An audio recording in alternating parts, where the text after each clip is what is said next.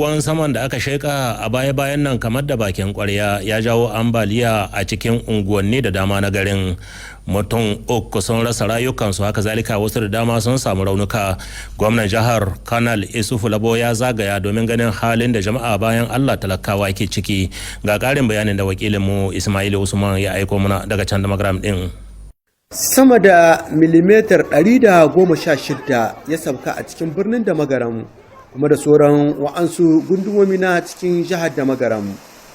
Mai girma gwamnan jihar da magaram Kwananar Isu Labo ya kai ziyara don gani da ido halin da al'umma suke ciki domin jajanta musu, tare da hukumomi wanda suke kawo nasu ɗauki a guraren da ya kai ziyara daban-daban. Mai girma gwamnan jihar da magaram Kwananar Isu Labo na unguwar Nasara Idi zuwa unguwar Kara zuwa Gendarmerie zuwa unguwanni daban-daban na cikin birnin da magaram. Mu bayyana muku tunda irin kokarin da aka yi na irin da za a kawo dauki zuwa ga al'umma. An samu mutum ɗaya da ya riga mu gidan gaskiya a cikin birnin da magaram, inda masallaci ya waɗo musu mutum 4 suna asibiti. A can garin Murya mutum 2 suka riga mu gidan gaskiya.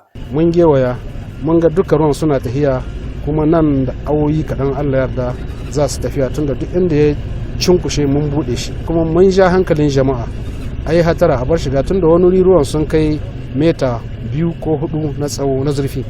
Don mun ja hankalinsu da su da masu karce, saboda a barbarin jama'a suna shiga, saboda akwai tsotsai na cin ruwa. Domin mun samu wanga ruwa jiya, tana yiwa lokacin ruwa ne mu samu wasu ruwa wanda suka kai na jiyan ko wanda suka wuce su. Don haka muke cewa to za mu ci gaba da ɗauka matakai domin irin wannan zanto bai girsa mu, tunda wanga kamar ya girshe mu ne. Haka Allah ya so, an ce damuna ce, mun ce Allah shi ba mu ruwa, Allah sa ruwan su zama albarka a gare mu. Gwamnati za ta dibawa abin da ya kamata daidai gulgudu na taimako za a musu insha Allah.